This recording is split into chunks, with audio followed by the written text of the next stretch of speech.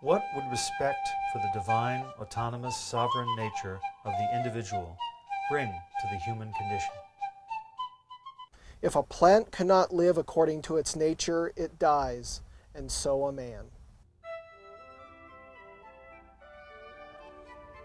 Henry David Thoreau, born 1817, deceased 1862. A mystic, a transcendentalist, and a natural philosopher to boot. Born, raised, and educated in Concord, Massachusetts. Thoreau was a Harvard graduate. From 1841 to 1843, Thoreau lived with his friend, mentor, and champion, Transcendentalist Ralph Waldo Emerson. In 1845, Thoreau went to Walden Pond. There he built a small house in the woods along the shore, where he lived until 1847. Essays on his life experiences, discoveries, and musings would become the classics Walden, The Maine Woods, and Civil Disobedience. Civil Disobedience would go on to inspire such great men as Martin Luther King Jr., Gandhi, and Tolstoy, among others. Thoreau was fascinated with the Native American Indian. His study of the Algonquin tribes made him one of the top ethnologists of his time. His 12-volume set of Indian notebooks is currently being transcribed for publication. At the age of 44, Thoreau died of tuberculosis at his mother's home in Concord, Massachusetts. Thoreau's multifaceted life has become a model and inspiration through the centuries as humanity seeks to discover its true nature and the workings of the universe. My name is Henry Thoreau. I was born in Concord, Massachusetts, and for the last year and a half I've been living here in my one-room house at Walden Pond, about 1.5 miles south of Concord Village.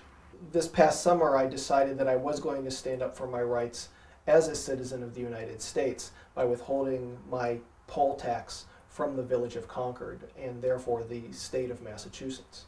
While Thoreau was living at Walden Pond, this was a very busy and significant period of time for Thoreau while he was living at Walden Pond, again between 1845 and 1847, was also the period of time, in addition to going to Katahdin, he also went into town one day to have a shoe repaired and was arrested and thrown into jail for failure to pay his taxes.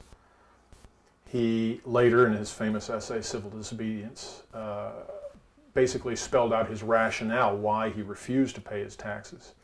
And it's a fascinating and very, very famous essay that has influenced many people, Tolstoy, Martin Luther King Jr., Gandhi. My night in jail was a novel and interesting experience.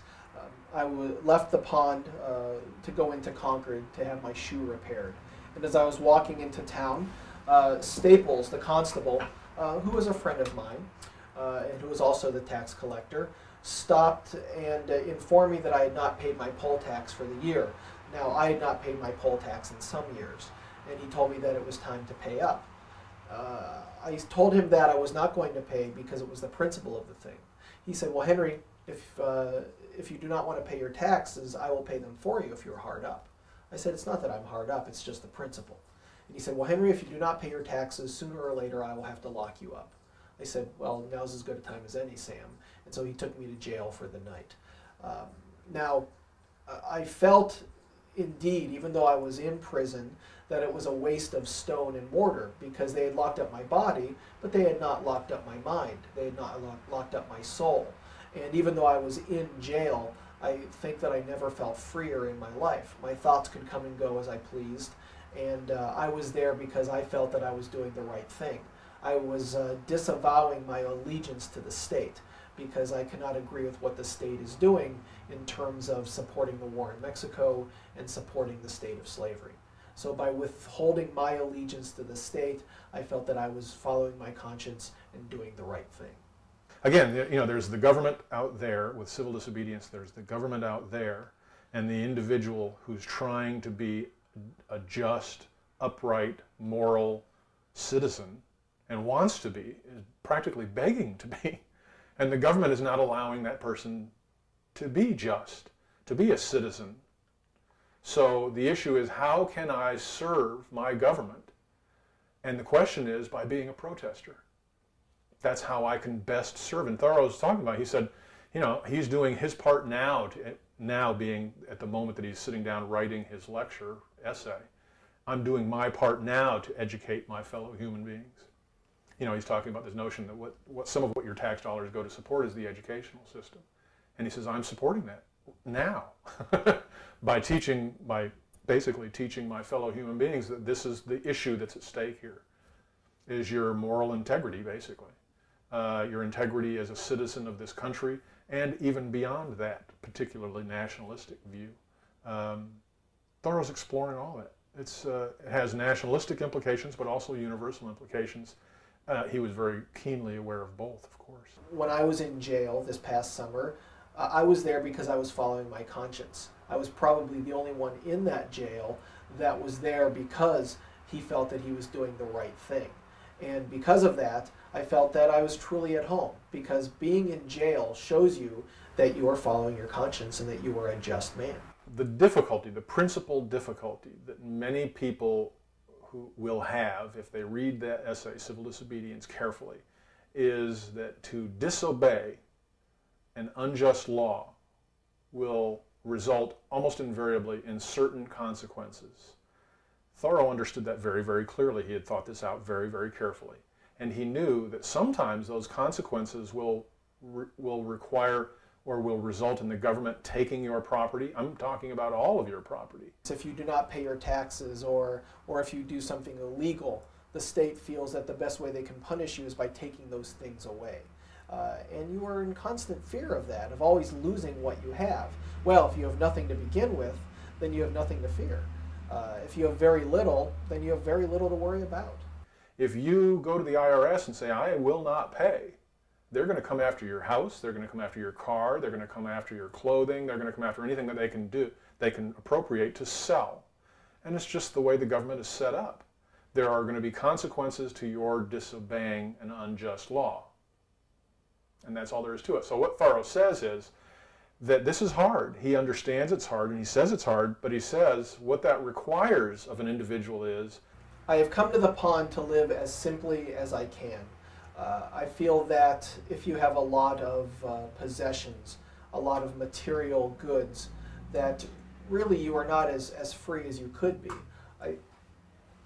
Excuse me. The loons are back for the evening. Now, as I was saying, I think that you need to simplify. Rather than eat 5 meals a day, eat but one. Rather than have 1,000 things to do 5 or 6 things. You need to keep your accounts on your thumbnail. I think that if you have a lot of possessions, you are always worried about having those possessions. You are always worried about having a bigger house or having more things. And you are tied to your possessions. You do not really own your possessions own you.